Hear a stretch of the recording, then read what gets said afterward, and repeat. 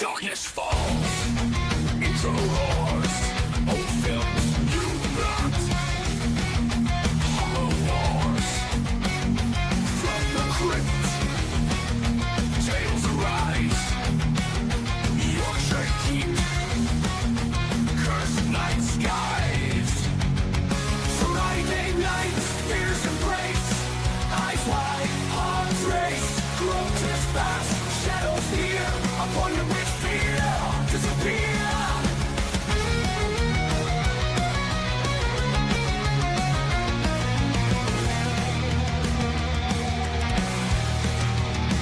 Specters haunt, screams at night, vicious screams, endless fright, legends told, torn to shreds, your psyche, waking dead. Friday night, fears embrace, eyes wide, arms race, grotesque past, shadows near, appointed with fear, disappear, disappear. Specters haunt, screams ignite, vicious screams, endless fright, legends told.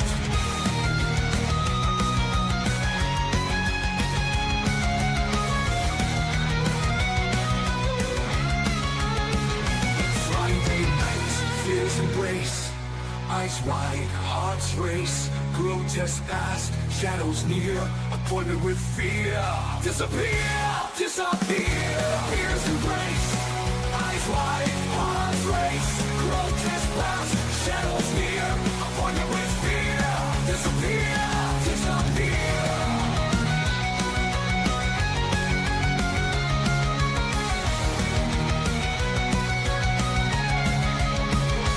Disappear.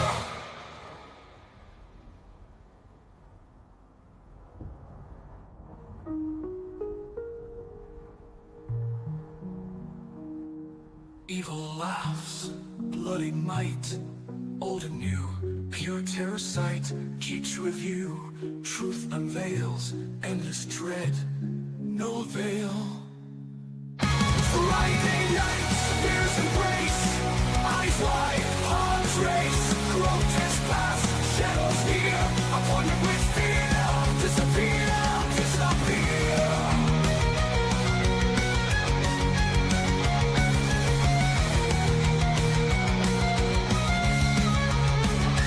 Disappear.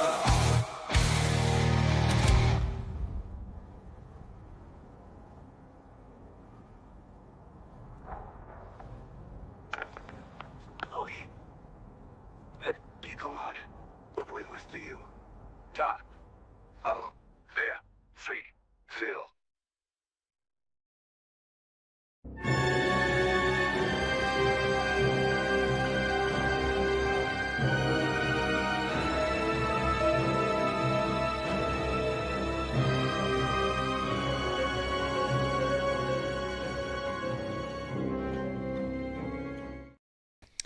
Hey, it's Steve from Old Yorkshire Geek, and welcome to episode 121. Sorry, sort my hair out. Episode 121 of Friday Night Appointment with Fear, and this week we're doing My Bloody Valentine because it's Valentine's Day. Happy Valentine's Day to all young lovers out there. I was mown down by the number of Valentine's cards I got today. I didn't get any because I never do, but never mind. So yes, we're doing My Bloody Valentine, but not the 3D version. This one I've got, the Blu-ray I've got, is the one with the red and there they are. The red and is it red and green or red and blue? The red and green glasses. So it's not the real 3D version, which is available. You can get that, but it costs a lot. I looked it up. But anyway, we're not looking at the 3D version. We're looking at the regular version, the 2D version. But it does have a lot of things coming at the screen. But it is a fun film. I do like it. It's obviously a remake of the 1981 classic slasher. But I think, to be honest, I like this one more. Probably because it's got Jensen Ackles in it, and I'm a big Supernatural fan. So there we go. But before we start, don't forget, like and subscribe, share the videos, drop a comment, hit the notification bell if you subscribed already. Become a member, you can join in the live chat, such as Win Grace, who has already said spooky.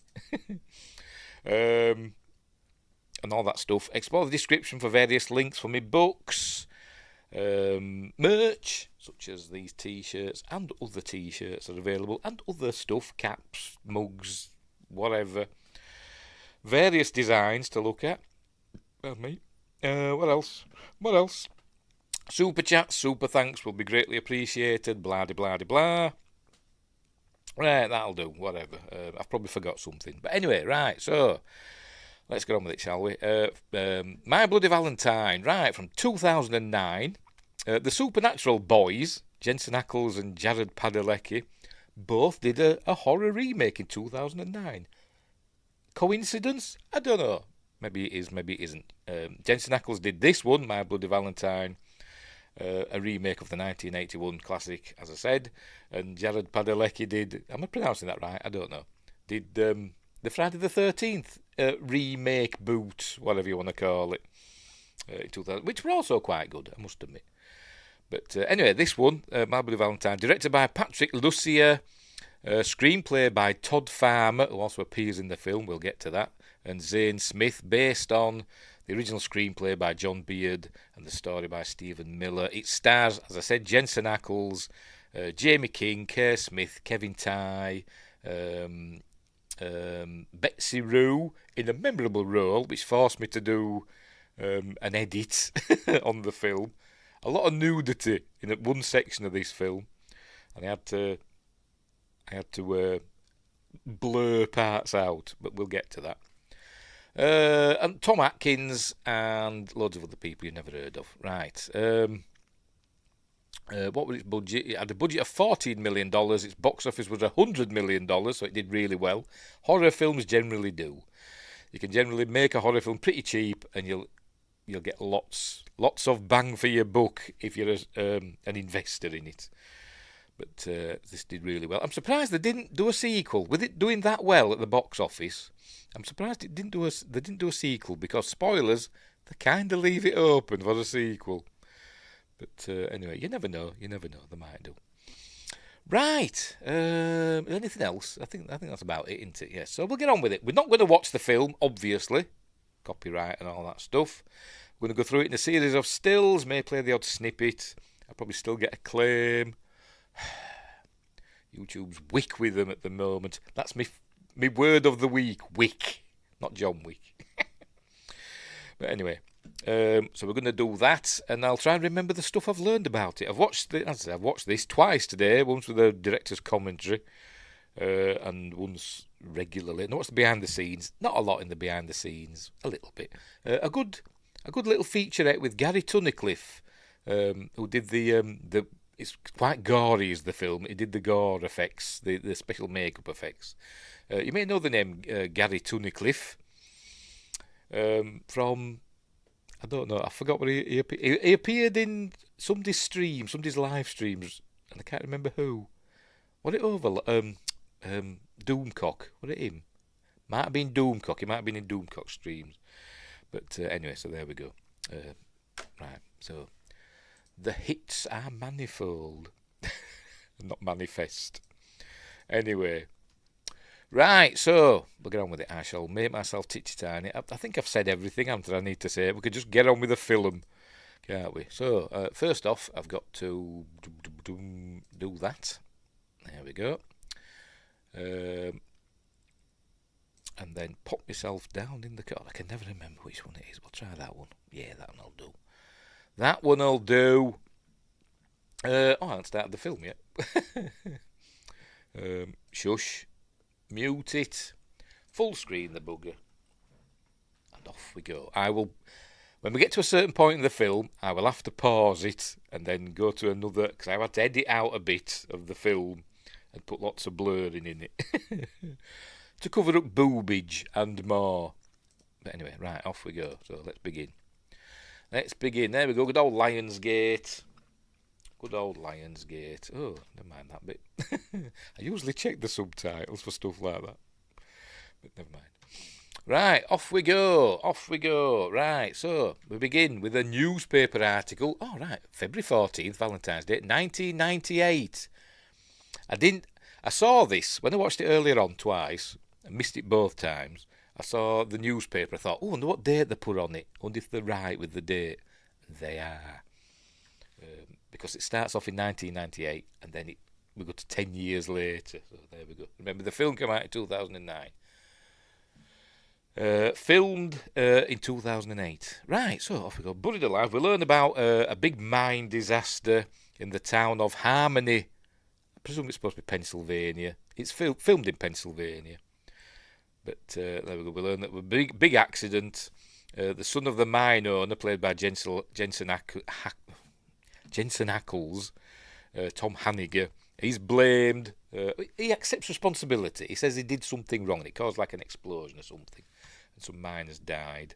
But then something happens. I'm not really sure what happened then. But that's the one survivor, Harry Warden, who kind of went on a killing spree. But there we go. They recovered 5 bodies and 1 survivor. Harry Warden was the only survivor. There we go. When he arrived at the county hospital, it says, I'm just reading it out, I can't remember what it said. He was delusional, violent. There we go. The 5 miners that died were all killed. Hang on. There we go. By the blunt force of a pickaxe, not the cane. So for some reason he went on a killing spree. So there we go. I don't know why. It doesn't explain it. He just did. Maybe it's just a killer. And he goes on another killing spree in a minute. Anyway, so there we go. So there we go. Buried alive or murdered. This is 1998, and then there we go. We go over the credits now. Here's Harry Warden, the sole survivor of that mine disaster / murder spree, and he's in a coma in hospital. And there he is. There he is talking to Tom Hanniger, Jensen Ackles. You notice he's in this cage. This is Chekhov's cage. That comes back later on in the film. He's asking him if he's done something right. And he says he has. But then there's a big explosion. Oh no. And then, I say, people died. Or he killed people. Or whatever. Not entirely certain. But then he wakes up and goes on a killing spree in the hospital. The nurse comes in and sees that he's not there. We see he's there behind. All covered in blood. So, oh my, yes, he's killed the patient in the bed. Wingris says, Chekhov was not in the cage. How do you know? Maybe he was. Maybe he was, behind a rock or on another deck of the Enterprise. Because he were in space scene, apparently, wasn't he? Justin says, hello, everyone, happy Friday. Go Eagles! Yes, the Eagles won the Super Bowl. Although I did fall asleep at half-time. But exactly on half-time. I'm watching it in bed, because it was on in the middle of the night here with the Super Bowl. So I'm watching it in bed, and pretty much as soon as the half-time show came on, I have no memory of the rest. I just woke up next morning, my TV had turned itself off. Because it does. If you don't press the remote button, after a couple of hours or whatever, it turns itself off. So anyway, but he was in space scene.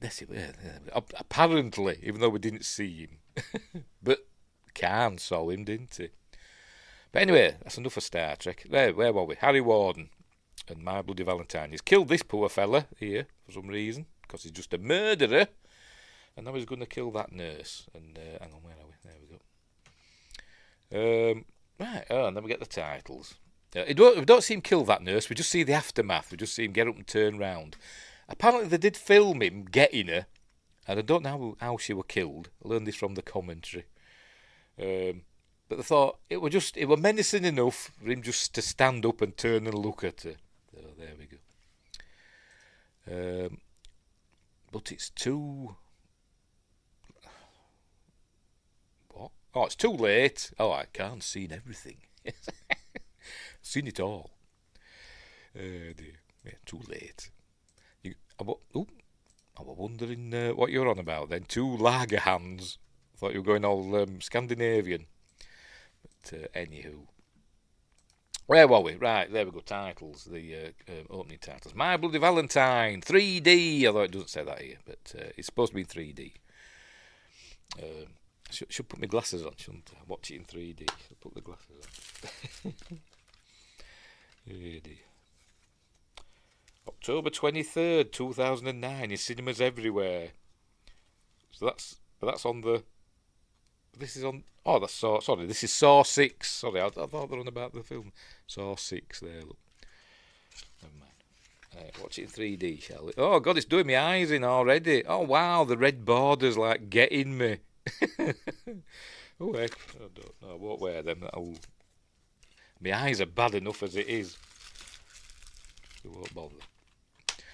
Right, where were we?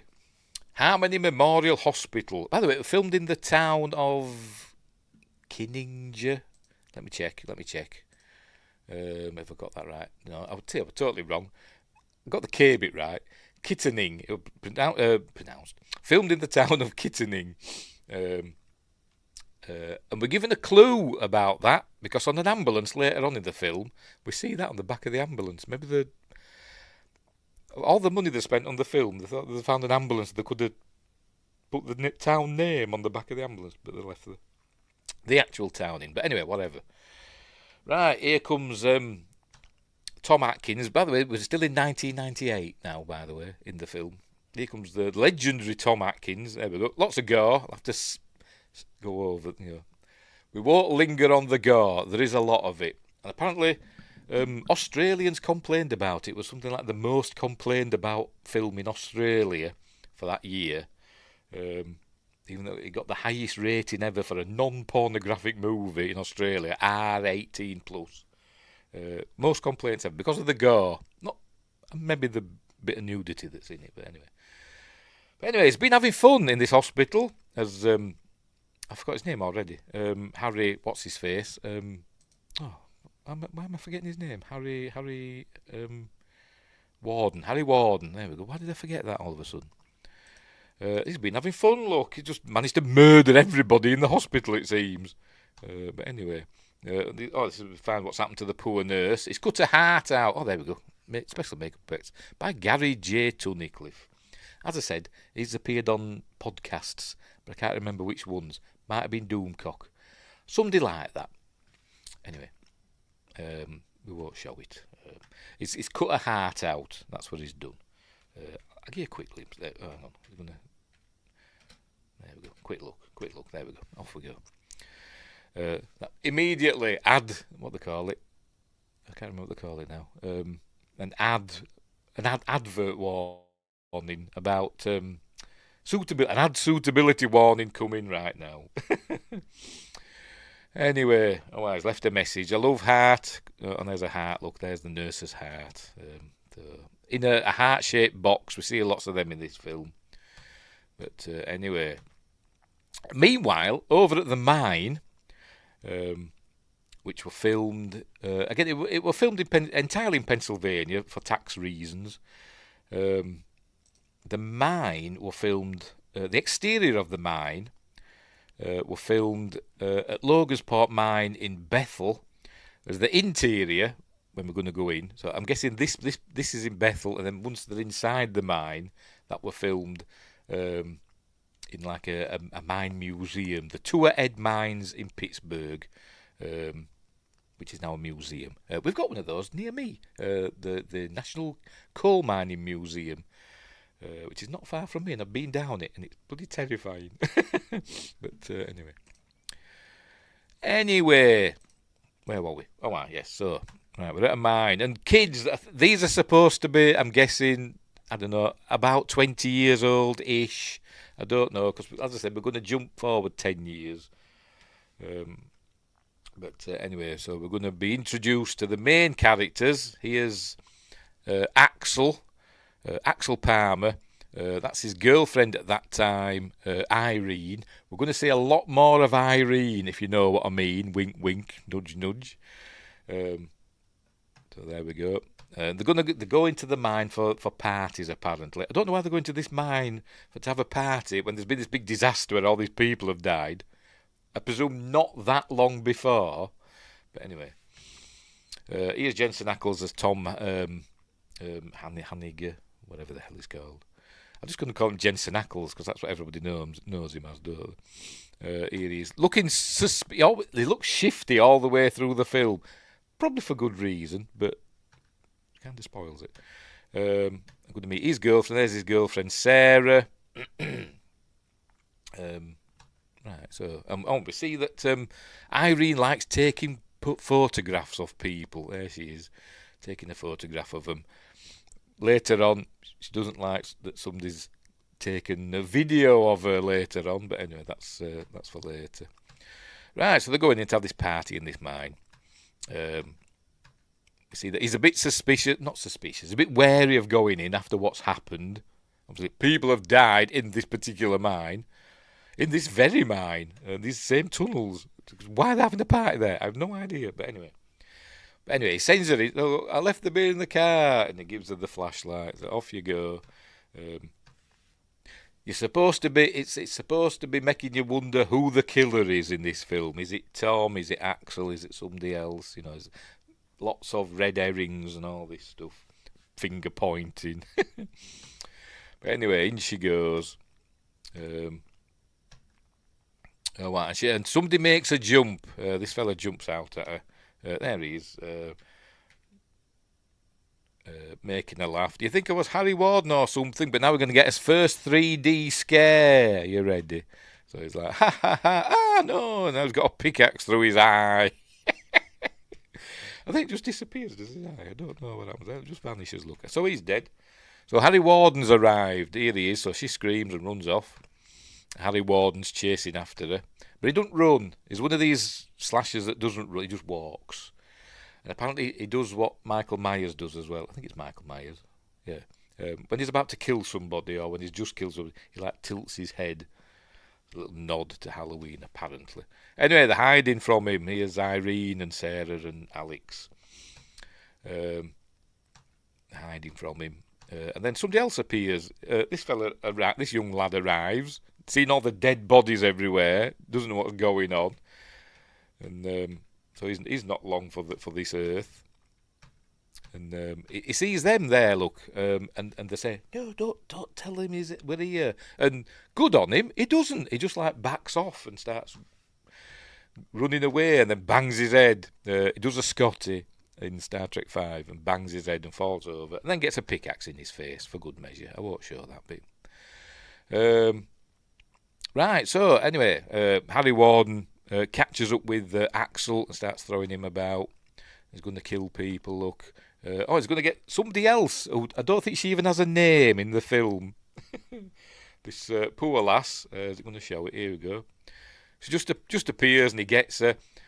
Gary J. Tunnicliffe in his little video on the Blu-ray was saying, I don't think she's even got a name. We just called her Shovel Girl. So she gets a shovel through her mouth.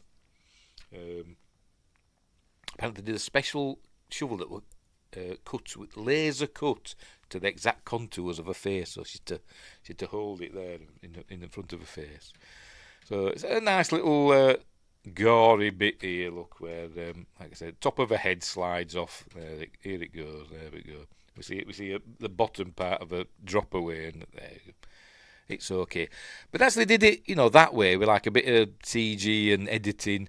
But he actually made a full prosthetic thing, to do. But they didn't use that in the end, but never mind. Anyway, all right, here comes Tom, comes running in, Jensen Ackles. We see that Harry Warden's after them too. They get away, but Tom falls over. Oh, there they go. He throws the 3D, look. There's a lot of that in this film. It gets a bit annoying after a while. And there's one bit at the end that I don't understand, but we'll get to that. It's very forced. But anyway. So they get away, so he turns his attention to Tom. There you go. Back in the tunnels. And he's going to get Tom. There we see him looking at him. But then he gets shot in a minute. There we go. He gets shot, and Tom Atkins and his deputies arrived. There we go. Stay down, Harry. And they keep shooting him. But he runs off, look. He runs off. And so they get him out. And then 10 years later, apparently his body were never found. Harry Warden's body were never found. They shot him, he'd run off, and his body were never found. Although we learned that something else did happen. So 10 years later, there you go, 10 years later. So it's now 2008. Apparently this were filmed in the same town as the Mothman Prophecy. Was it Mothman Prophecies? That film with Richard Gere in, which is quite good, but a bit depressing. But anyway, I think it were filmed in the same town. This bit with the bridge. I could be wrong. I'm going to look it up now. Sod it, because I'm curious. The Mothman Prophecies 2002 film. Right, let's have a look on IMDb. In the filming locations and see if it tells us. Probably isn't. Right, where are we? There we go. Filming locations.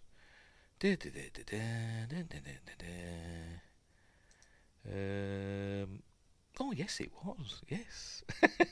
Kittening, Pennsylvania. Point Pleasant exteriors. Silverbridge location. So there we go. This is where the Mothman Prophecies were filmed. Cool. Right. In Mothman Prophecies, that bridge collapses. Spoilers. Anyway. Right, so we see that Axel is now sheriff of this burg. So he's done well in 10 years, hasn't he? I don't know how old it's supposed to be. It's supposed to be the early 30s now. I don't know how old they were at the beginning. But anyway, whatever. And he's now married. He's now married to Sarah.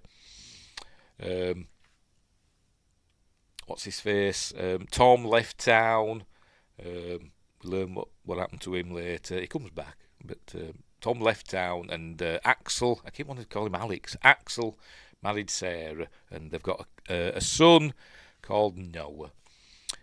Justin, 34, says, underrated film, been to the Mothman Festival once, it was very fun. It's good as Mothman Prophecies, it is good. But it's a bit depressing.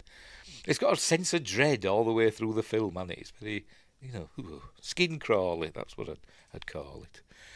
But anyway, it is a good film. Where were we? We may do it one day. Right, so he's been watching him on TV in the diner. What do they sell? Tuna salad, grilled cheese, fries, hot dogs, onion rings, and hot wings. Cool, I'm starving. I'm starving. I can't wait for the show to be done and then I can order something. Anyway, so here we see that the sheriff is here drinking a cup of coffee. This is his deputy, Deputy Martin. That's Ben. That's Kevin Tighe. He works at the mine. I think he's like some executive or whatever at the mine. That's Megan. We learn that she's having an affair with the sheriff. Why? Don't know. Maybe because she's just hot. I don't know. But anyway, so there you go. They're talking away. Oh, there's Sarah. Look. So she's off to work. She works in the. When I'm watching it, I'm thinking, why are they still in that town? If I'd just survived all this, murder and mayhem, I'd have buggered off. I said, I don't want to stay here, and reminding me about it all the time. I'd have gone, like Tom did. Tom left, but no, she stayed. They've stayed there. Obviously, he's stayed to become sheriff, and she's stayed because now she's running her family's store. They've got a business in town, so that's obviously why she's still there. Right. So, look, he's watching his wife leave, knowing that, because Megan's going as well. Megan's saying, I've got a doctor's appointment because she works at the store as well. And there you go. So it's like, I'll be a bit late. So I said, okay, just come when you're ready. And but we're going to find out that I don't think she has a doctor's appointment because she's going to go off and do the dirty with Sheriff Palmer there. So, they're not all, saints and angels in this film. There they are. This is Axel's dad's old place in the woods. Apparently, everybody must have an old place in the woods.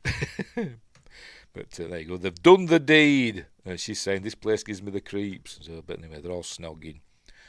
And she she thinks it's serious what's going on, and she thinks he's going to leave his wife for but I don't think he doesn't. He thinks it's just a fling he's having. But I think she does love him because she gives him a Valentine card, and but then she whispers into his ear that because he said I didn't get you anything, and she says, well, you already given me something, and she whispers, I'm pregnant. Dun dun dun. Credits go up because it's a soap opera. Anywho, there's the mine, the Hanniger mine. And this entrance, the second entrance of Jensen Ackles as Tom is return to the town because apparently his dad's died. His dad has passed away, so he's come back, and being the majority shareholder in the mine, he's got to come and sign some documents and stuff like that. So that's what it is. So he's looking over the mine and he sees that all sealed up. The murder tunnel, I suppose you could say it is. Right, so he's gone to see Ben. There you go. Ben comes. Ben says, what are you doing here? So I'm here to sign the papers. Says it's been moved to Monday, so he's got to stay over the weekend now. Because I think we're just going to go, sign the papers, and bugger off again. But no, he's got to stay over the weekend. By the way, I think it's like the day before or a couple of days before Valentine's Day. By the way. Right, so anyway, invites him in for a drink. Says, come in for a drink anyway. They end up having a row because we learn that he's going to sell the mine. There we go. Is Tom. And he says, well, he just, the mine it's never been viable or whatever. But he says it's the soul of the town, the heart of the town, whatever. So, he says, nobody will like you. He says, tough, it's what I'm doing. He says, whatever, here's your dad's ashes. Bugger off. So off he goes. He goes to stay in a motel. Obviously, they don't have a family residence because he stayed in a motel. You thought if they owned a mine, you'd think they'd have somewhere that the family lived, wouldn't you? His dad must have lived there. Because, as I said, his dad lived there, his dad died there. So why don't you get his dad's house? I don't know. It doesn't tell us. He's just gone to the Thunderbird Motel, which is... I'll tell you in a minute. Where the hell is it? I've seen it somewhere. The Fort Pitt Motel in Oakdale, Pennsylvania. So there we go. Right, so this is the bit where I'm going to have to get my edited bit up in a minute. But anyway, he arrives. A little dog comes running out in a minute. Here it comes. Not her. I mean, that little dog there. Don't ask me what sort of dog it is. I've no. It's a pug. I don't know. I don't know what sort of dog it is. Is it Chihuahua? I don't know anything about dogs. And then she comes running out. She's the manageress, whatever. I don't know. She's kind of amazing. I don't know. There's something I like her. She's got a right character. I don't know what they call her. I don't know the name. I don't know the character's name or the actress's name. Let me see if I can find out. Oh dear. I don't know because I don't know. And on IMDb, they're not even showing us. Is that her there? Is that her there? Just bear with me. Just bear with me. Yes, that's her. It's Celine Luna.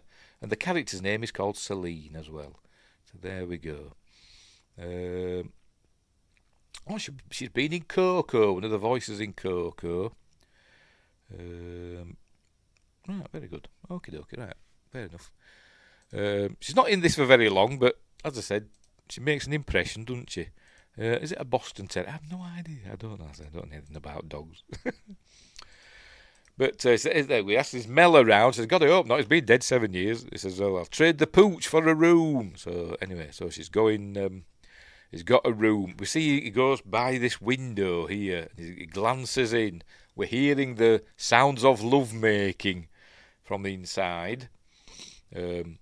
And as he walks past this window, we see he glances in. We see that again from another perspective a little bit later. But anyway, right. So, hey! Ooh, bloody hell, that were close, wasn't it? Right, so I'm going to have to go to me... I was trying to avoid that. Right, so I'll leave that pause there. No, actually, no. And we'll get to the bit after. While you're not looking. Oh dear. Come on, where are you? There we go. That'll do. And I'll fire up my edited bit. Shush! Right. Where were we? Full screen it again. Right, we're off again. Right, this is my edited bit for this section. There you go. You see, they're at it. This is Todd Farmer, one of the writers. There you go. He's at it and she's at it. As I said, I've had to blur it because it does get quite cheeky, shall I say. So there we go. That's Irene, by the way, that we saw at the beginning of the film. She used to be Axel's girlfriend. Now she's Frank the Trucker. That's the name of his character, Frank the Trucker. She's his plaything, I suppose you could say. There's Jensen. We see he's on medication, and he keeps having sort of like mental. It's not a flashback, but you hear the voices in his head of Tom Atkins shouting, "Harry, stay down!" And that's what we know. It's bothering him. Anyway, so he's in the room next door to what's going on here, look. Ooh. Anyway. So we learn that obviously she's had a whale of a time. By the way, she's nude all the way through. Her first nude scene in a film as well, apparently. She's nude all the way through this bit. And she said it was great, it was amazing. Anyway. But, so there you go. But we learn that he's been filming her. There you go. He's saying he's got to go trucking because he's a trucker and he'll be back, in a few days. And, it's a Miss Valentine's Day. So, anyway. But there we see that there you go. He's got a video camera. He was filming it. He says, it's just for my own personal use. And she says, oh, you're not filming me. Even though she's standing there, Stark naked. No blurriness. And then he pays her. He gives her some money, throws some money at her. She says, I'm no hooker. He says, well, you are now. So she gets the hump. Off he goes. She gets the hump and she goes, yeah, I've had to blur all that. She gets the hump and she goes into a bag and she gets a gun out. And she goes running after him. There she is, going running after him. She go aiming the gun at him and give me that tape. And he says, I know the gun's not loaded. And she calls him names. Then she throws the gun at him. There we go. The gun hits him on the forehead. Another 3D bit. He says, what you do that for? And then he opens his truck door and gets a pickaxe in his head because the miner's back. Miner 49er from Scooby-Doo, maybe, but not. We're all thinking it's Harry Warden. So Todd Farmer, Frank the Trucker's dead. There we go. Got a pickaxe through his head. And then he must have hit record. He must have hit record on the camcorder for some reason. I don't know. Unless he was just filming himself walking to his truck. I don't know. But we see that it's recording. I forgot her name. Irene running away. Anyway, so she's just running off to the office. All blurred. And she hides. She can't find anywhere to hide. So she hides under the bed. There we go. She gets under the bed. But the miner comes in. Harry Warden comes in. And then she's watching him. And poor Celine now cops for it. Celine's looking for that bloody dog again. We hear her looking for the dog. She comes in and the miner gets her in a minute. There you go. It's going to get her now. There we go. Gets a pickaxe through the thingamabob. Todd wrote Jason X. I knew the name rung a bell. I knew I'd seen that in Todd Farmer. I knew I'd seen that name before. Yes, Jason X, very good. Which we did. We did that way back when. We did that a long time ago, Jason X, on Friday Night Apart with Fear. Anyway, he's killed poor Celine. There she is. She's fastened up into the ceiling. That's why they're all sparks and stuff. Anyway, so he goes and finds Irene under the bed. He tries to pull her out, but she kicked. By the way, she got her shoes on. I didn't see her put any shoes on, so she must have been making love to Frank the Trucker with nothing on but her shoes. But anyway, she's hiding under the frame of the bed now. There you go. She picks it up and tries to use it as a shield, but he gets her. He gets her with it. Gets her through it, should I say? There we go. We see blood spray, and then now we can go back to the regular programming because that's all. we see her again, but not as we did before. We'll get away with it. We see what's left of her. Right, so I can get rid of that. Close that. Get this back up. There we go. Right. Normal service. I've got the wrong bloody background, haven't I? I've got the wrong background. Too late now, ain't it? Who's have me mist, don't I? Well, what the heck? We'll get it up. There we go. You'll have me spooky mist, don't I? Friday night appointment with fear. Bloody idiot. Anyway, whatever. Right, so next morning, I'm guessing, they found the carnage at the motel. Here comes the police, Axel and his deputy. There's poor Frank. That was what's left of Irene. They cut her heart out. He also wrote this and a few other films. I've seen his name on other things. I think I might have seen him in other films as well, because he's got that sort of a face, hasn't he? So I think he's done his small parts in other films as well. But anyway, so they're wondering what's gone wrong, what's done it. Jilted lover with a screw loose, and I think Martin does say, I realise this is hard for you, Axel. I know that you were an item. You and Irene were an item. He says it were a long time ago. And I say it were 10 years earlier, 10 years ago. But obviously it's not easy for him. Oh, there you go, saying it there, look. For some reason, Celine's got a photo of herself in her office. But anyway, whatever. And then he sees that Tom were in $35 a night. Crikey. Paid cash. He were in room for... Oh, it's February the 11th. February 11th. Who else were in? There we go. So Irene in room 5. So Frank the trucker didn't book the room. Irene did. What does that say? Mike Scabo. He stayed 2 nights. He booked for 2 nights. Paid with a visa. Robert Spone. Don't know. Melissa Johnson, and I don't know who else. But anyway, whatever. It's noticing Tom Hanniger. I did not know he wrote My Bloody Valentine 3D. Yes, he did. Anywho, so obviously he's suspicious now. Alright, and somebody comes in now. There we go, she comes in. One of his other deputies. I don't know if she's got a name. She has. He says it later. Can't remember what it is. There you go. We've got a video camera, because remember the camera was dropped recording for some reason, and we see that it's they see what is on it. He says you're not gonna believe what's on it at the end. Anyway, so Megan arrives for work. She's late again. Maybe she's been with Axel again. I don't know, but anyway. She's telling her all about all these murders at the motel, but then Tom's arrived. Remember, they used to be boyfriend and girlfriend 10 years earlier, and so he learns that she's married Axel and all that stuff. And he says, I'll go. Then it's awkward anyway. So right, so off he goes. Now we're at, I don't know where we're at. All right, we're at the Palmer house. That's Noah. Sarah and Axel's son. That's she's I think that's Rosa. I think it's Rosa. She's their housekeeper. Don't know, but whatever. She works for him. So obviously they must be pretty well off.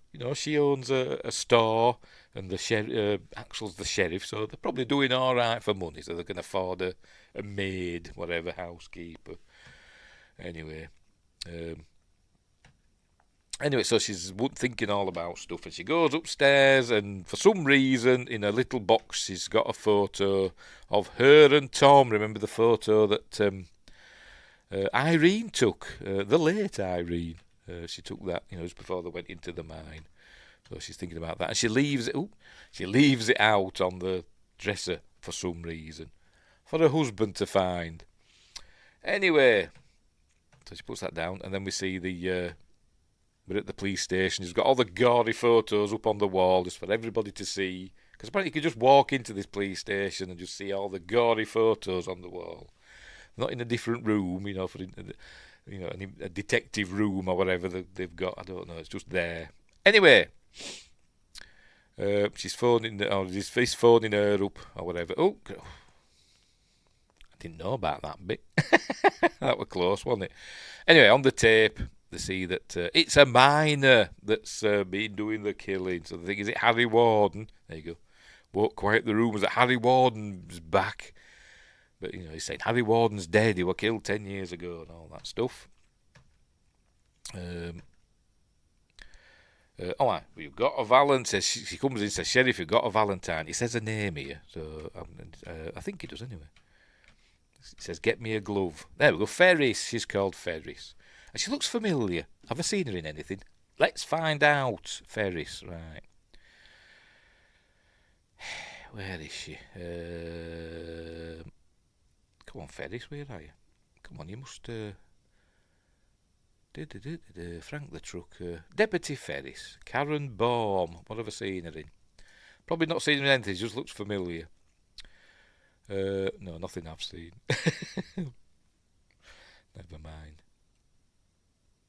Yeah, no, I've not seen her in anything. She's been in Archive 81, which I saw the first episode of and I didn't like it, so I turned it off. So maybe I saw her in that, I don't know. But anyway, I only saw the first episode of it, so maybe I'm remembering that. Anywho, she gets him a glove and they open it up, and obviously we all know what's going to be in it. It's a heart. There it is. It's obviously from Harry Warden. Does it have a letter with a note with it? I can't remember. No, it just says to Sheriff Palmer. To my Valentine, it's a heart. I'm guessing it's supposed to be, I think it's Irene's heart, isn't it? Yes, it's Irene's heart. Meanwhile, at the bar, they're all talking about, Harry Warden's back, and the former sheriff, Tom Atkins, I forgot his name already, he's telling them, Harry Warden is dead, and we know that spoilers, Harry Warden is dead. We learn how later on. It's somebody else doing the killing. So there it is. Remember them two, they were the sheriff and deputy 10 years ago, now they're retired. These are two. That's Ben, who works at the mine. This is Red, another mine worker. So anyway, yes, I can't remember his name. The former deputy gives Tom a good old punch in the face. There you go. And Red has a swing at him as well. But because they're all blaming Tom for it all. Anyway, Wingate says, I liked Archive 81, but it ended on a big cliffhanger, so I don't recommend 81, yeah. Just like that other... I'm watching another series, wasn't I? I started watching another series. What was it? Designated Survivor. He said that ends on a cliffhanger. I've been watching that. I think I'm up to... I think I'm in season 2 now, I think. He said that ends on a cliffhanger as well. Anyway, there you go. He's saying, I didn't kill those people, blah, blah, blah. And they said, it started with you because, the accident or whatever was his fault. But anyway, the situation is diffused and he leaves. Meanwhile, back at the Palmer household, for some reason, he's got an office with lots of... Why has he got this plastic sheeting up? I don't know. That just separates his office. Just build a wall or whatever. Anyway, and he's watching the video of Irene and Frank the trucker at it, because you can hear all the moaning. And she says, what are you doing? Oh, I'm just investigating. Yeah, of course you are, Axel. You're investigating, are you? There you go. But we see in this bit, I hope I'm not going to have to go quickly through this. We see Tom passing the window in a minute. He's asking her if she's seen Tom. Said yes, he came into the store. It were awkward, whatever. But anyway, so we're going to see him pass through past the window. All right, there you go. I found this, he says. You left it on the dresser. So obviously you were thinking about him, because he thinks that Tom was the love of her life. Because he even says that. He says, he's not the love of my life. He says, well, why did you leave this on the dresser? Whatever, she says. Anyway, there we go. We see... Oh, in a minute. There you go. There's Tom walking past the window. Get past that quickly. Make sure I'm not in trouble. Make sure I'm not in trouble on YouTube. No, it still says it's okay. Thank goodness.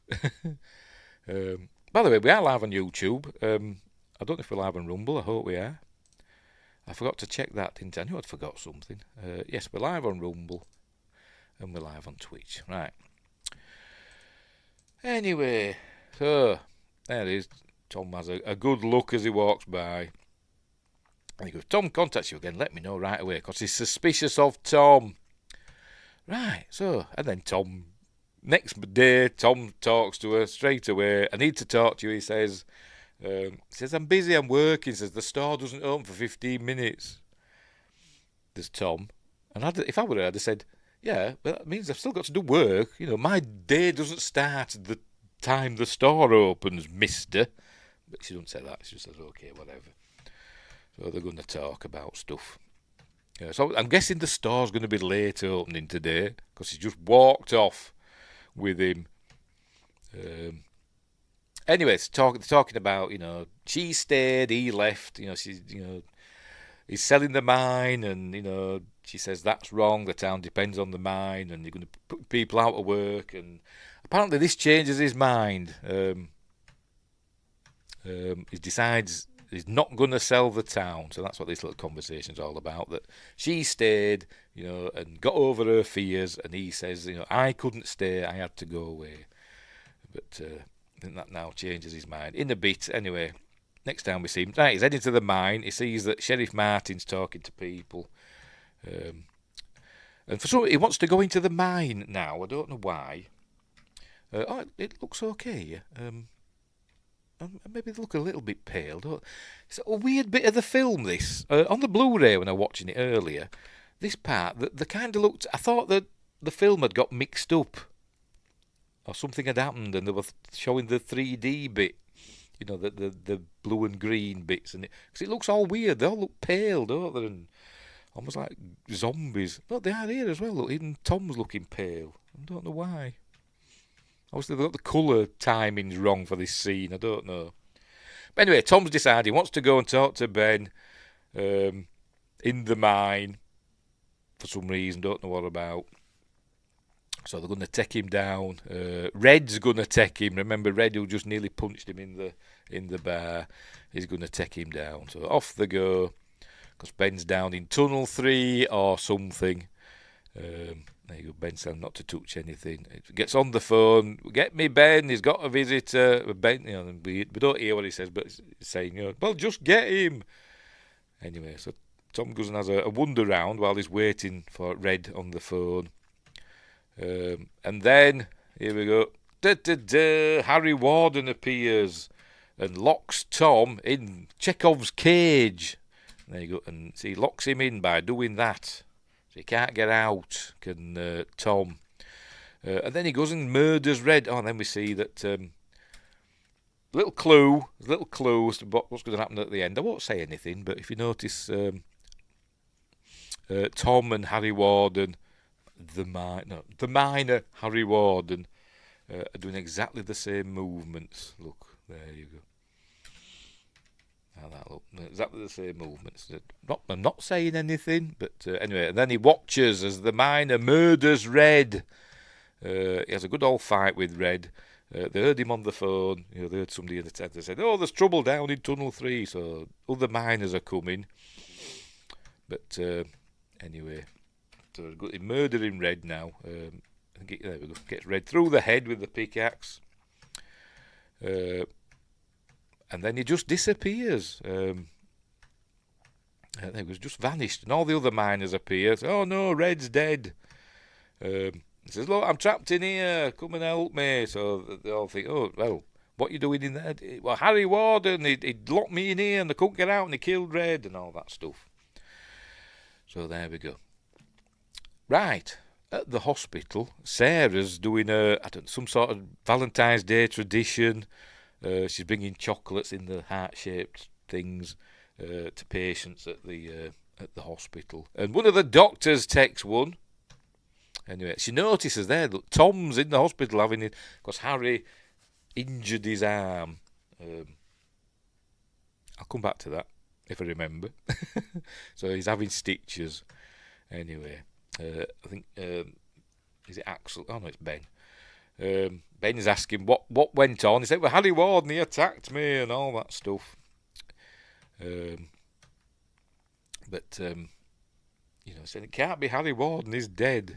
And anyway, so he's decided now he's not going to sell the mine. That was it. He'd gone to see Ben to tell him he wasn't going to sell the mine. He was keeping the mine open. That's what he'd gone to do.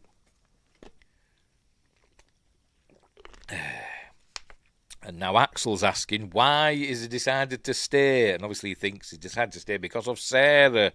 He would think he wants to rekindle his relationship with Sarah, saying my wife, the mother to my son, blah blah blah. So she gets cross with him.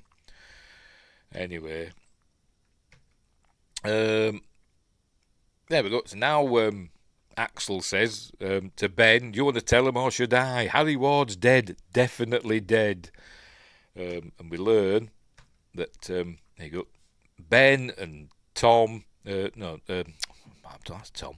Ben and his dad, we don't know his name, and I think Tom's dad, I think we're called Elias. We saw it on his box of ashes. I think it said Elias. I need you. Anyway, they killed Harry Warden. There you go. Just like that. Just like that. And so they're going to go and they buried him out in the woods. It's like vigilante. Then they covered it up because the sheriff as well were there. Tom Atkins were there as well. So they covered it up. They never saw him. The body were never found, but they'd actually killed him. They tracked him down and killed him. And so they're going to go and show us where he's buried. There we go. He said they found him bleeding near one of the emergency exits for the mine, and then they finished him off and buried him. But they found the grave, and it's been opened up somehow. So at some point, looks quite a long time ago, doesn't it? But anyway, the body's not there anymore. They're saying what's going on. They go, animals must have got at him. So you sure he were dead? But he doesn't explain it, and doesn't have a flashback either. You thought they'd had a flashback, wouldn't you? But maybe it's in the deleted scenes. I don't know. There's deleted scenes on this, but I didn't watch them. I should have done really, for completion and research, but I didn't. There you go. Shot the son of a bitch dead. And then one of the others says, there was no way he could have survived. So I'm guessing maybe he shot him several times in the head or something. I don't know, but anyway. So anyway, the body's disappeared. So now Axel's wondering, this isn't going to help. Anyway, so there you go. So he's taken Tom back to the station. He's going to question him because he's a suspect still. And then they're going to end up having a big fight because he says to Axel, Sarah, what's the phrase? Hang on, he says it here. Hang on, where are we? There we go. Settled. Sarah settled for you. So they have a big fight. There you go. And hang on, where are we? There you go. Smacks him and they have a big fight. And then Martin comes in and he says, book him or whatever, lock him up. Says, I can't because one of the other miners have confirmed that Tom were locked in that cage and, he couldn't have had anything to do with Red's death. But anyway, there you go. So they've got to let him go. There you go. So Ben must have picked him up and off they go. And he's saying he's not going to sell the mine and he's going to work out, he's going to find out, is Harry Warden still alive? He's going to track him down. That's what he's going to do. Anyway, right, so there he's heading into the mine to see what's going on. And he sees, I'm guessing this is supposed to be Harry Warden in the woods. And he goes and follows him. And he ends up at Axel's dad's woodland place. So in he goes. And he finds, there we go, the Valentine's Day gift from Megan to Axel. anyway, so that's what happens there. Meanwhile, at Ben's house, he's sitting there drunk with his shotgun by his side. Right, I want to see this. Is this a reflection? I've got to play this bit because he hears a noise. Maybe there's a knock at the door. I can't remember. But he hears a noise and he comes to investigate. Or maybe the doorbell. I can't remember, but whatever. But before he comes round the corner, I thought I saw somebody peek round this corner. Or it might have been Ben's reflection. But I'm going to find out now. Oh, it's Ben's reflection, isn't it? Yes, it's there. It's that I saw. It's Ben's reflection. Right, fair enough. It's like a fraction of a second thing. And I didn't have time to rewind it. Anyway, so he hears a noise and he goes out and there's nobody there. There you go, doing a bit more 3D pointing. Bit more 3D pointing. It's as bad as Friday the 13th part 3, isn't it? But anyway. So he goes back in, thinking, oh, there's nobody there. And this is, I think this is an homage, or rip-off, you could say, of Exorcist 3. I'll just play it and then make your own mind up. He should have a big pair of, I don't know, shears or whatever in his hand. But anyway, so he's going to go in there. And there we go. Because that happens in Exorcist 3, doesn't it? That's everybody's favourite part of Exorcist 3, isn't it? Anyway, so the miner, 49er, Scooby-Doo, comes in and gives Ben a good old whack on the back. Takes a swing at him, he ducks out of the way. Hang on, there we go. And the pickaxe, there we go, goes in the ground. F's for Mr. Janeway. Is Kevin Tighe? Does he play? I'm going to have to look now. Is he in Voyager? Oh dear. Where is he? Where is he? Right. See, you got me wondering now. Credits. How far back do I go? Yes, yes, Henry Janeway. Is that in that episode, that crap one, the Millennium episode? I can't remember. Where Catherine's thinking about Earth or something in 1998, 2000, whatever. 1999. Oh, Henry Janeway. There we go. 11:59. Oh, right. Is that the episode title? I can't remember. Didn't like that one.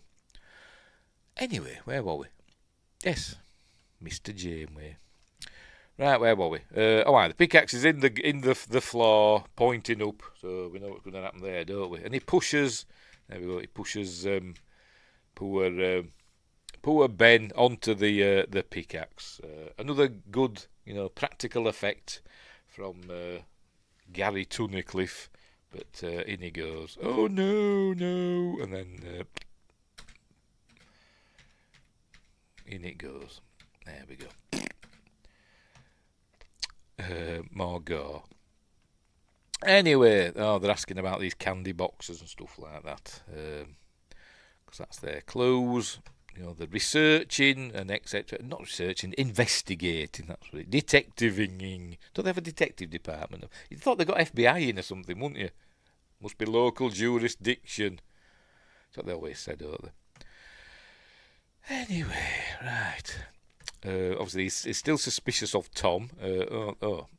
We learned that they found Ben. They said Ben's disappeared from his house, and they found him. He's out in the woods, so he's got to go check on that. And there you go. He's had his heart ripped out as Ben been dumped in the woods. Has he been dumped in? I think he has. I think he's been dumped in the grave, hasn't he?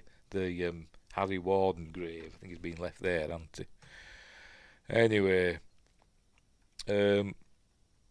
So the saying is Harry Warden is going after the people that were there 10 years ago, that were all part of his death or whatever. They were all there when he did his stuff 10 years earlier, and so that's what he's saying is they're going to leave somebody. They're going to leave a deputy outside of Axel's house to look after his family. Winter says, and young Jack O'Neill clone was his son. whose son?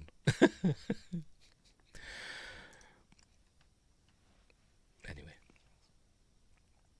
Another episode I don't like. That Stargate SG-1 with the young Jack O'Neill. I don't like kids. I've just watched the episode Rascals on TNG, and I hate that episode as well. I just hate kids. Henry James. Oh, right. Young Jack O'Neill clone was Henry Janeway's son. Oh, right. Okay. Right. Anyway, so they're going to leave a deputy outside the sheriff's house to keep an eye on his family. This is Megan in the store mopping up, and so she says, let's leave that. We've got to get out of here, because Axel says we've got to get back home. And anyway, but right. Justin says Rascals was awesome in my opinion. The story were okay. I just hated the kids, particularly the one playing Picard. It did my head in. The others weren't too bad, but the one playing Picard, I didn't like him. It did me head in. I am Captain Picard. God, I hate that episode. It did me head in. But the story's a good story. Anyway, right, what's going to happen here? Oh, they're in the store. The miner's going to find them in the store. Wall of values. Anyway, there he is. The miner's in the store. He just keeps appearing, because they can teleport, can't they? They can see slashes. So they're going to get chased through the store by the mine. They're going to have a big fight and all that stuff. Here we go. Megan screams a lot. But anyway, they have a fight. Running away. They get into the office. There you go. They run to the office and get locked in there. Barricade the door. They can't get out through the window because there's a mesh that's padlocked. So she's got to get the keys out of the desk. I don't know why. There's alarms here, look. She hits one of these alarms in a minute. There's 3 of them. She hits one of them. When it's too late. But I'd be doing it now. I'd be hit all the alarms, just to get... But anyway. There we go. Oh, look, there's fire, police, and another one. I don't know what that is, but... Anyway, so she finally gets the mesh, she gets the keys, unlocks the padlock, gets them out, and she goes out. She's getting out through the window, but then he's disappeared from the door, and now he's getting Sarah. He drags her out. Oh no, Sarah! Oh no! Poor Sarah. What am I going to do? I'll hit the alarms now. That's what she does.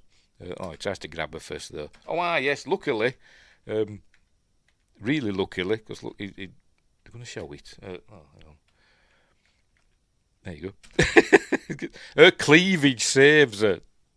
Whatever. Oh dear. But anyway, she started the. We see that she hits the alarm now. There you go. She goes over to the alarm. Why should she do that first?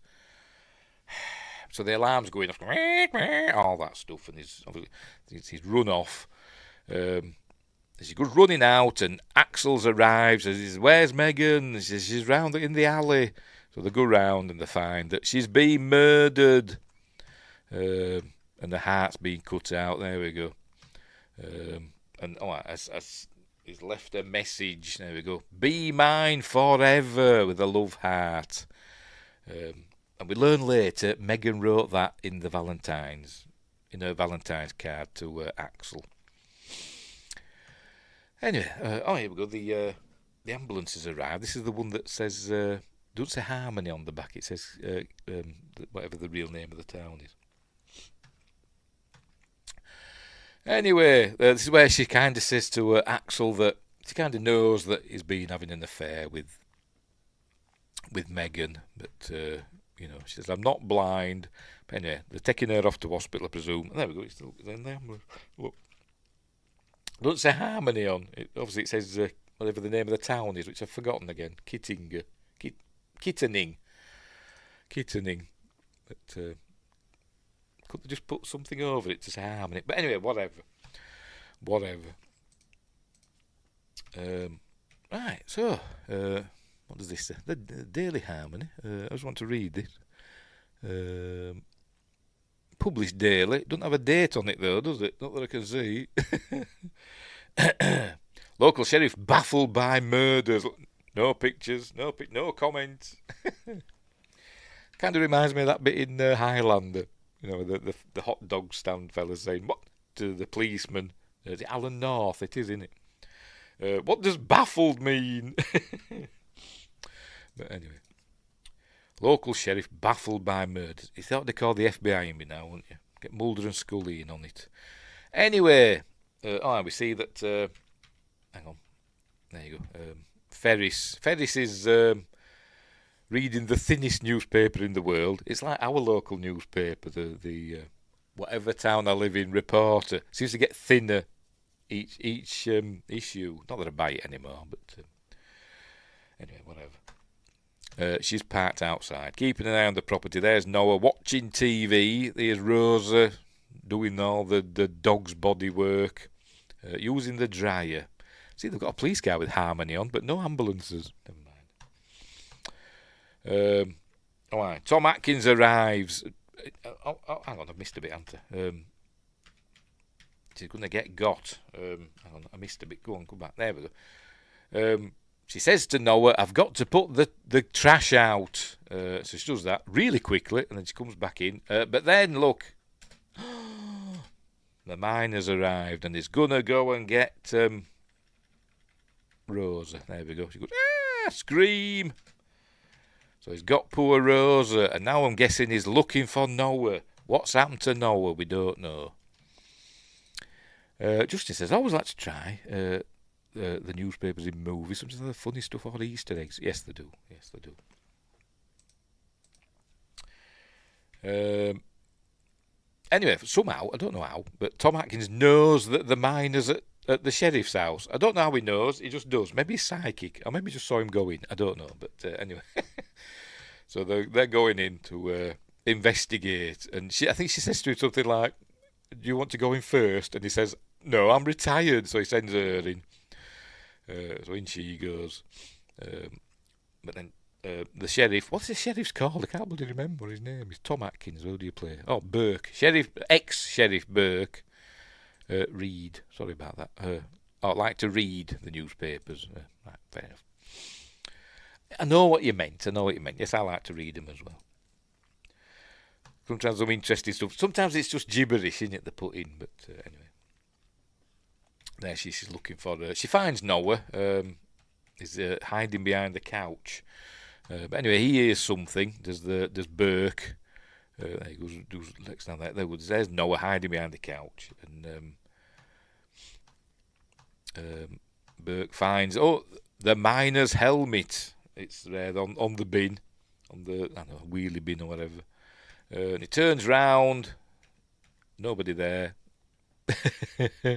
Red herring. Fake scare. And she finds Rosa all melted in the dryer. Big bloody dryer, wasn't it? How did he get her in there? That were in the original, wasn't it, as well? But that were in like a laundrette, laundromat, whatever you want to call them. One of these big, industrial dryers, wasn't it? But I don't know how she fitted her in there. Anyway, so and now the miner gets Burke through the jaw. I bet that hurts.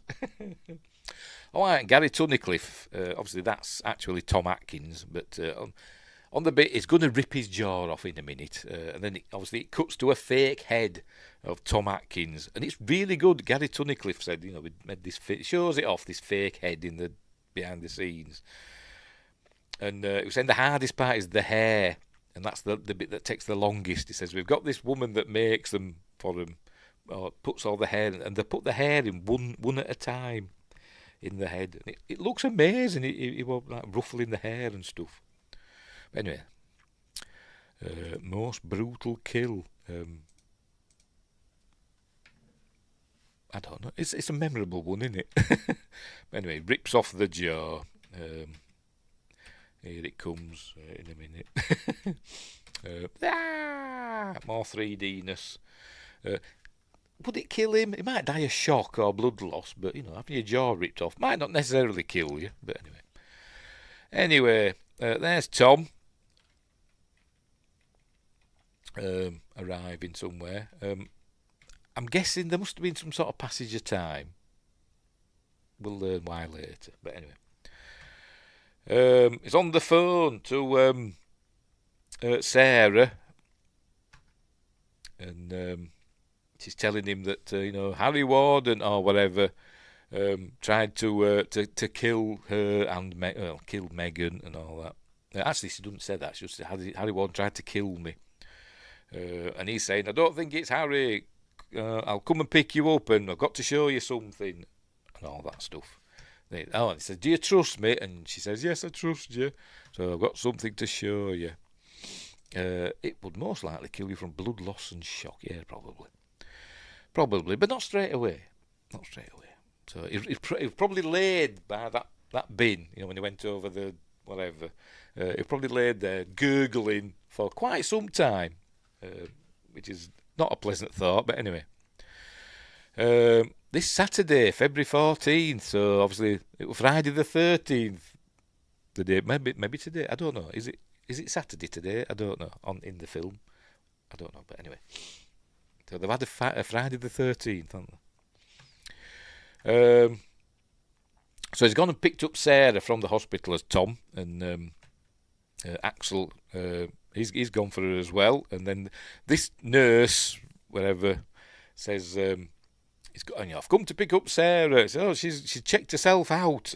That nice Tom Hanniger collected it. There you go. She left with that nice Tom Hanniger. I thought everybody hated him in the town. Whatever.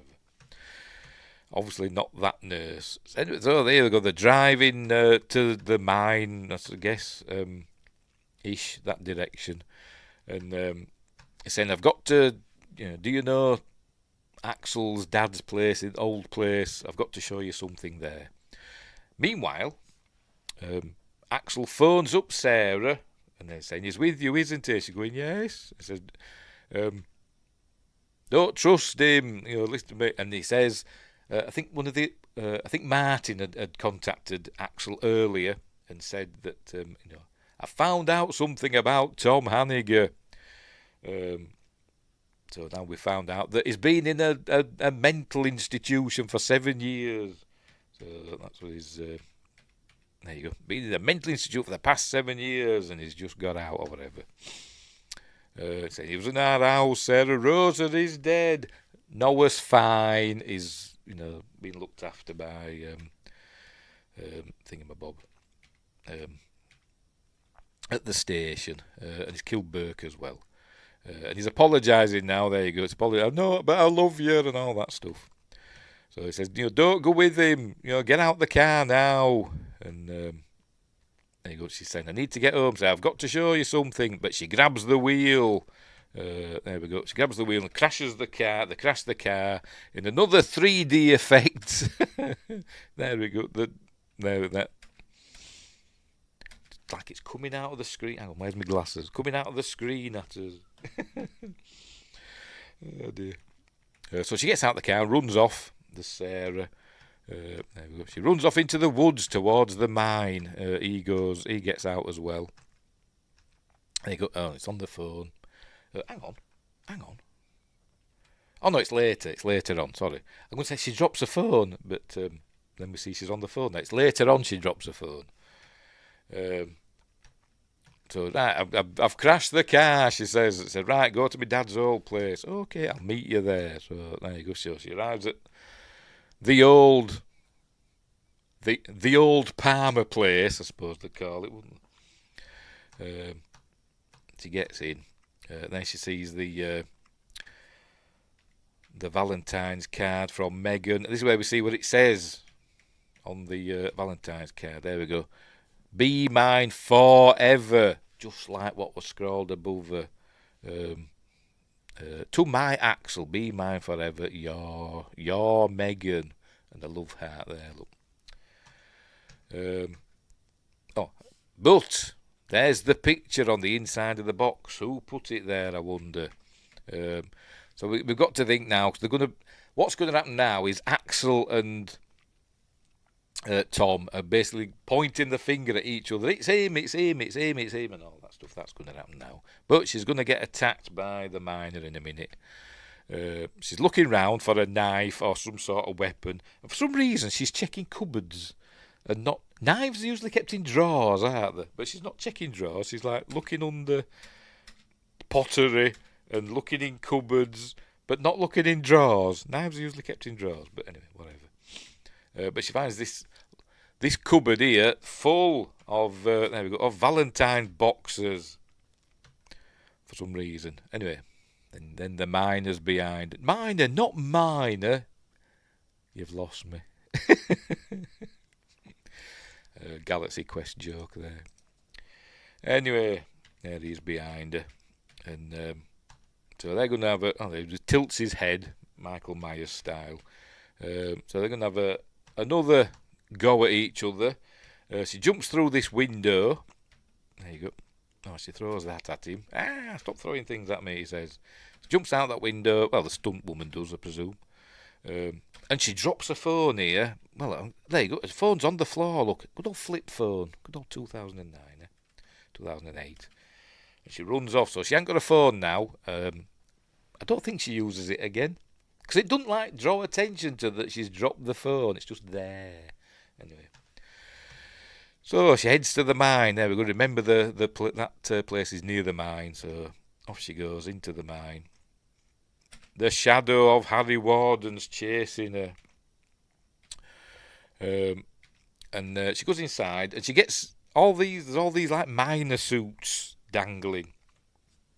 And somehow, I don't know how, I don't why, but they keep dropping down and scaring her, as we'll see in a minute. Like that one. Why? Dunno. But it just keeps happening, and I don't know why. Every time she turns round, another one drops down. Look, hang on, here we go. Oh, another one's dropped down. Has Harry set these up to drop down? Or is it like some complicated booby trap thing? I don't know what's going on, but anyway, this keeps happening. But then obviously he appears and starts swinging at her again and missing, and they go running into the mine. Here we go. So she's chasing after her. What's he saying that for? Don't know. But she's hiding now. Look, she's hiding from Harry Warden, the miner. Then she hears a noise, and she goes and gives it's Axel. She gives him a whack. Says, "Oh, what you doing here?" And so she doesn't know who's the baddie. So, because Tom arrives now. She's saying, I saw the Valentine box, and he's saying, "What, the Valentine from Megan?" In the house. The Valentine from Megan. Says, "No, the cupboard full of them, the thousands of boxes you've got, for putting people's hearts in." And he says, "I don't know anything about it." There you go. It's I've been working for the past 72 hours. Then Tom arrives, and then so she doesn't know who to believe.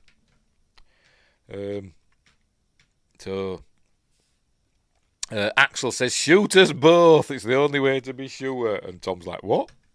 But anyway. So she doesn't know what to do. So he's saying, "Shoot us both." And but then Tom starts seeing, he looks behind her and he says, "Harry's coming." And he says, "It's Harry, you've got to shoot him." And they're looking around. There's nobody there. But he can see Harry Warden there behind her. And they look round. There's nothing there. And then he just fades away. He goes up to him and he just fades away. So now we know that he's the killer. He thinks he's Harry Warden. So him and Axel start fighting a bit. Oh, now it shows us now how he did all his stuff. So we're having a bit of a flashback now. He dug up Harry Warden's grave. There you go. He sees himself in the mirror. There you go, showing Harry Warden's spirit in him and all that. Oh, right, because he'd mentioned earlier as well, just before this bit here, it said something like, it must be Axel, because he wrote "Be Mine Forever," over Megan's body, just like in the card. And Sarah says to him, "How did you know Megan were dead?" And he says, "You told me." He says, "No, I didn't tell you." And how did he know this? So obviously that also proves that he's the killer. Justice, I always really enjoyed this movie, but this revealing could have been so much better. It is a bit hokey, isn't it? But so there we go. So there we go. He's found. So they obviously buried him, mask and everything. So he gets the. I'm presuming he's got all. He's just. I don't know what he's done with the body. We don't learn what he's done with the bodies, but he's taken Harry Warden's stuff for himself and become Harry Warden. There we go. And it shows him taking off to show that it is him, and it shows us how he fastened himself in the cage as well. It doesn't show us. Because it's going to show it in a minute, right?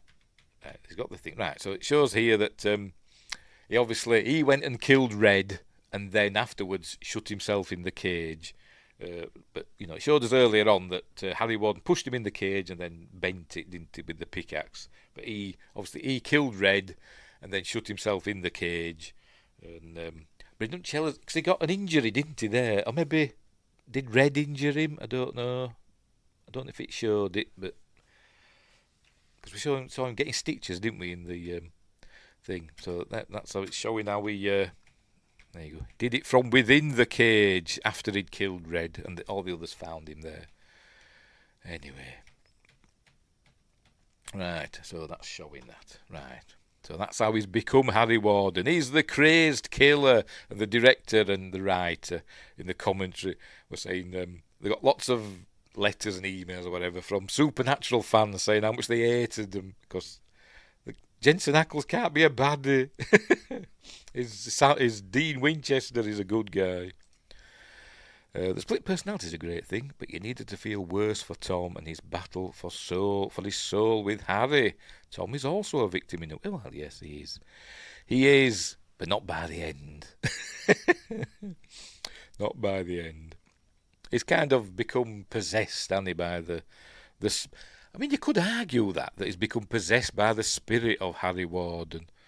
But I bet they'd do that. If they ever did a sequel, which I don't think they will, but they'd do that, wouldn't they? They'd make it so that it were Harry Warden's.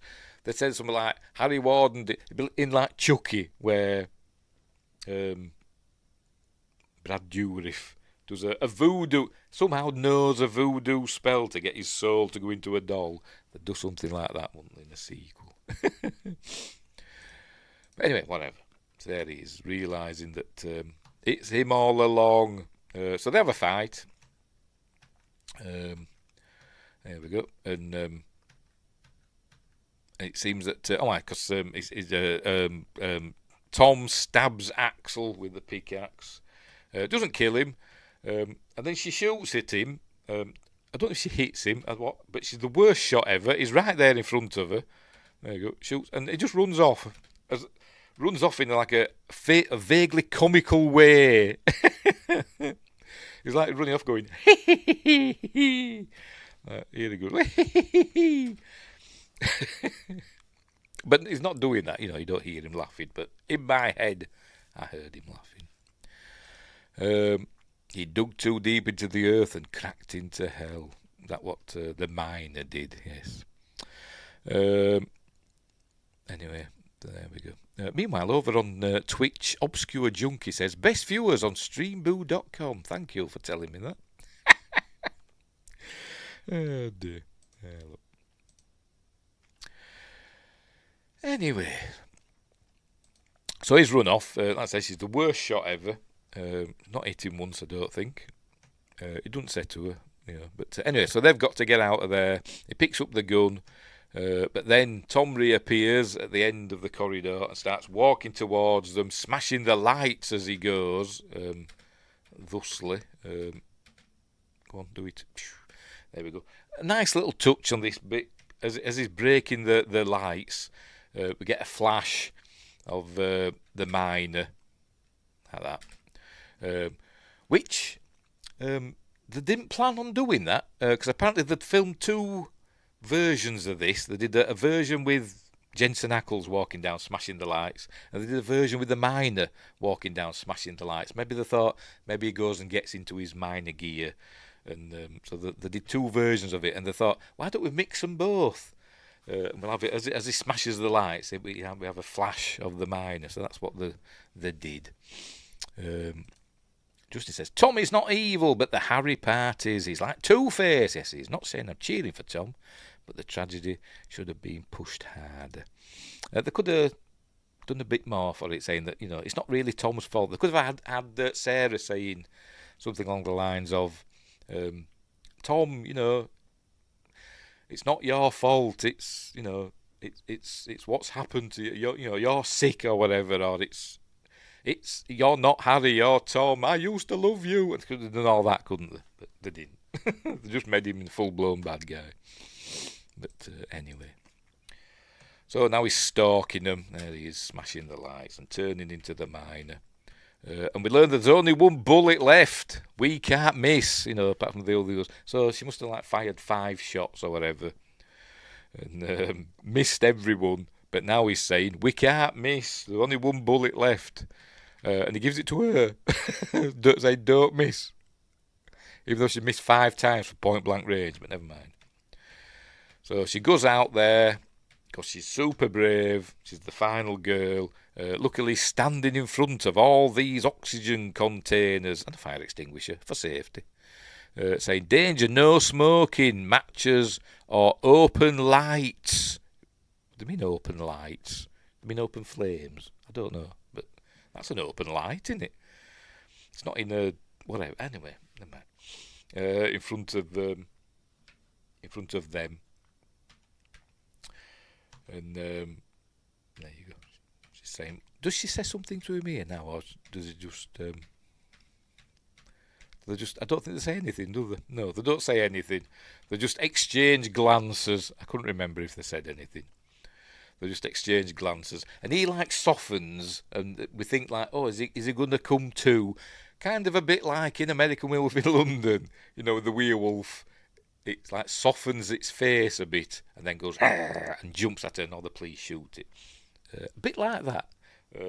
He lowers the pickaxe, and his face seems to soften as though Tom's coming back.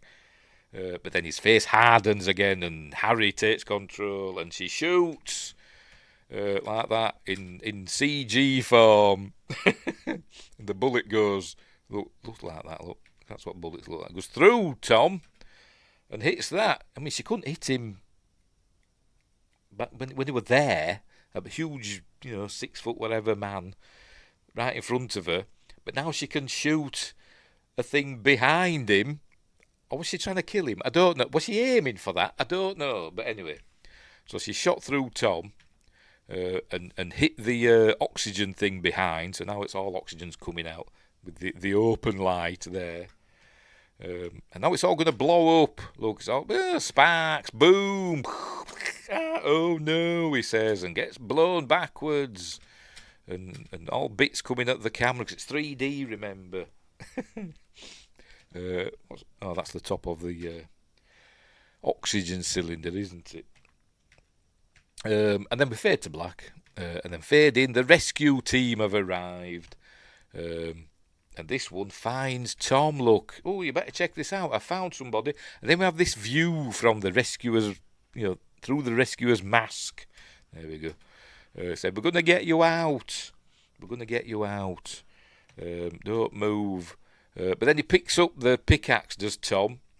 And I don't understand this bit. Does that? What we're seeing there, I don't understand. There's blood on it, obviously. It's supposed to have gone into the rescuer's eye or whatever, hasn't it? But it hasn't, has it? So how are we viewing it?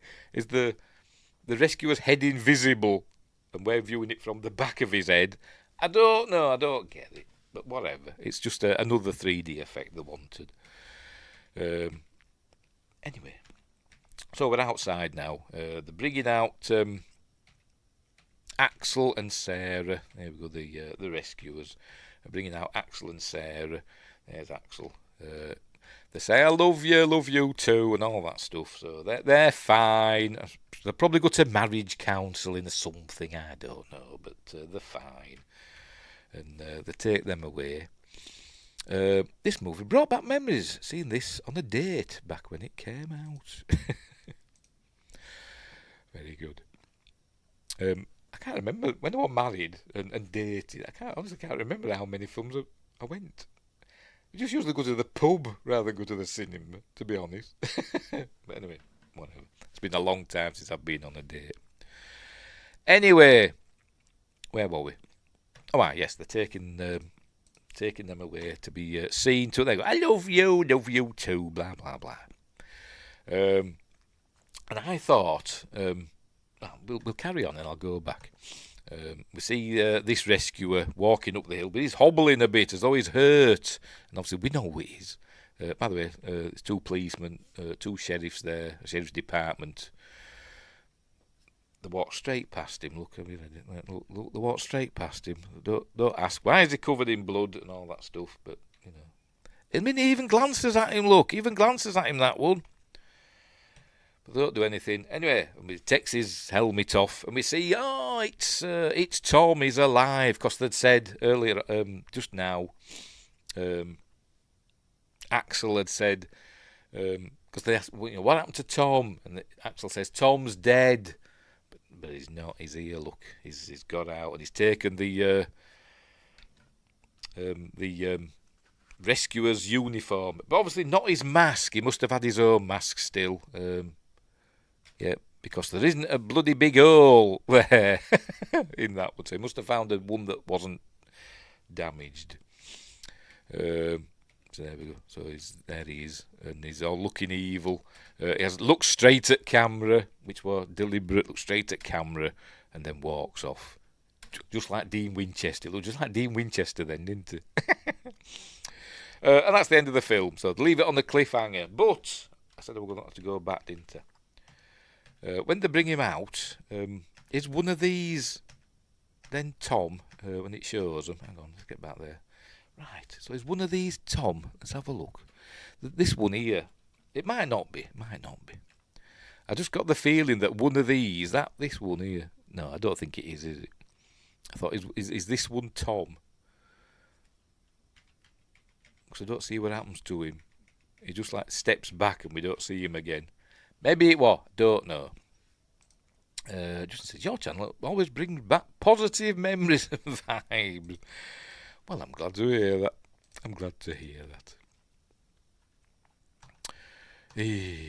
Where were we? Oh, right, that's the end of the film, isn't it? Yes, we got to the end of the film, haven't we? So I'm rubbish at accepting compliments, sorry.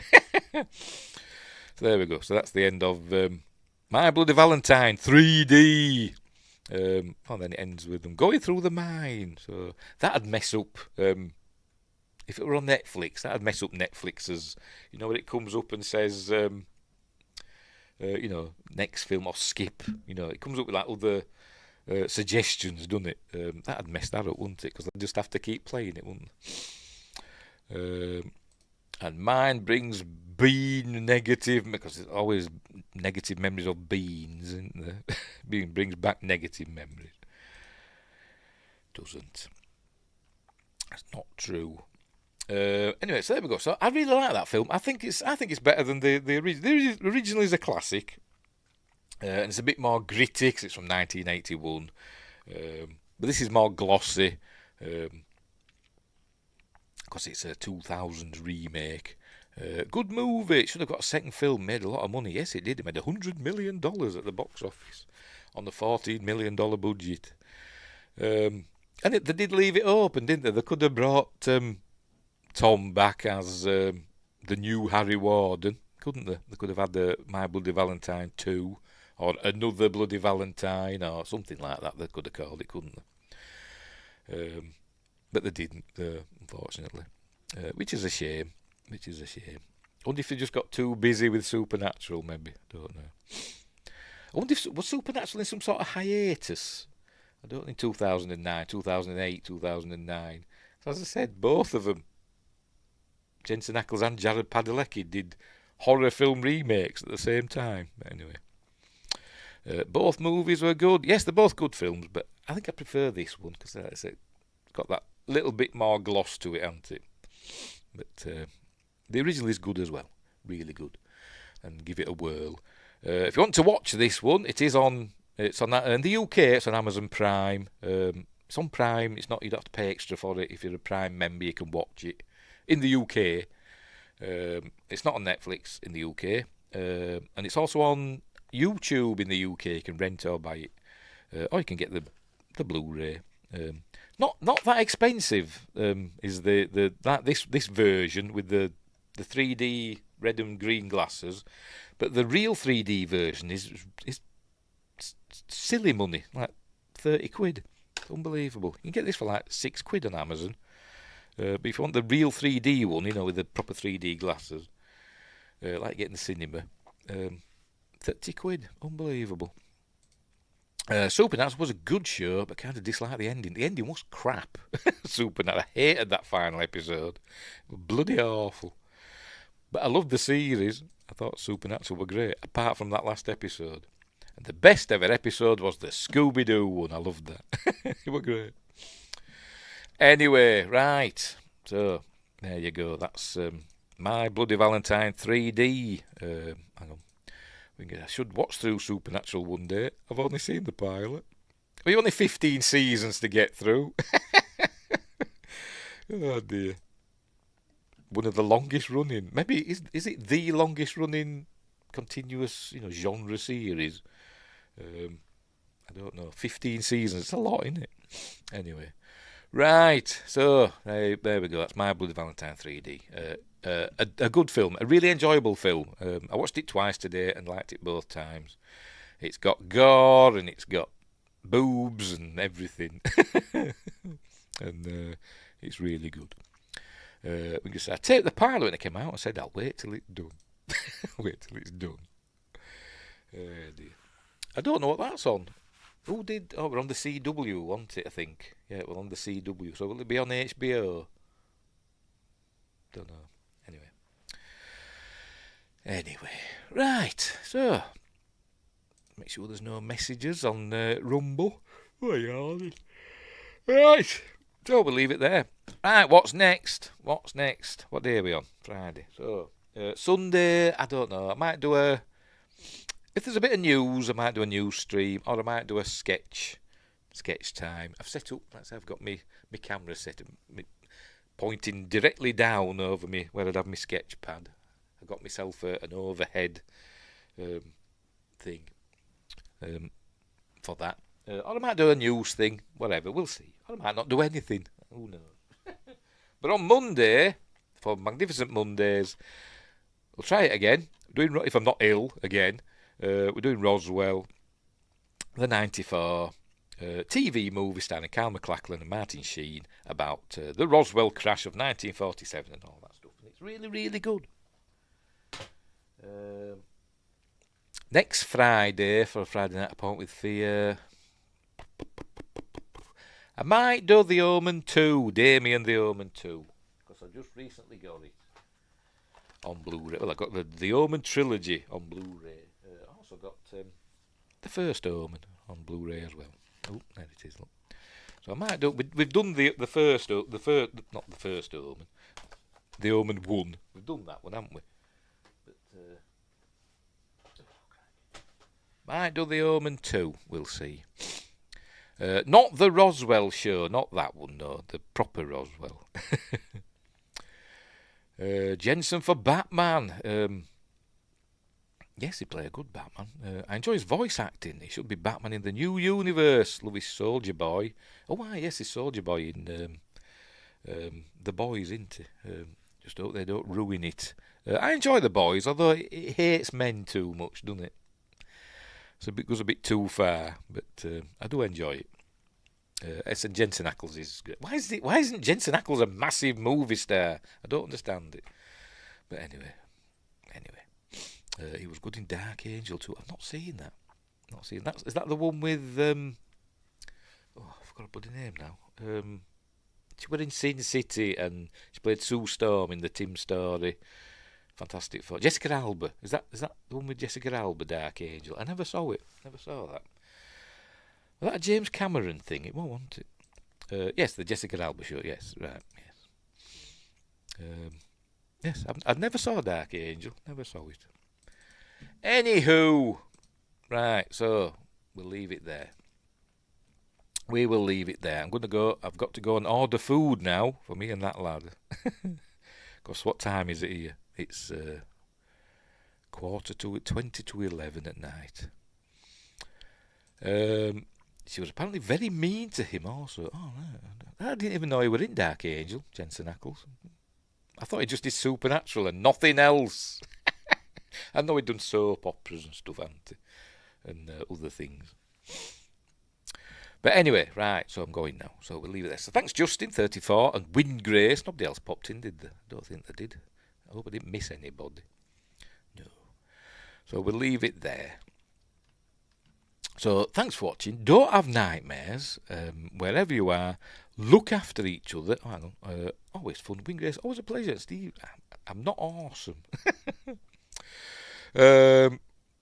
Thanks for watching. Wherever you are, look after each other. And until next time, I'll say this. By the way, I didn't do a special intro. I usually do, an intro of the, snippets from the film. And I forgot to do it this week. So we've got to make do with the generic one, as well as the outro. So anyway, I'm going now. So, anyway, right. So I'll leave it there. What's Justin saying? Windgrace says take care. Justin says take care. And Justin says you're awesome to me. Thank you very much. That means a lot. It really does. Don't set me off, I start crying easy. Right, I'm going, so I'll see you later. Bye.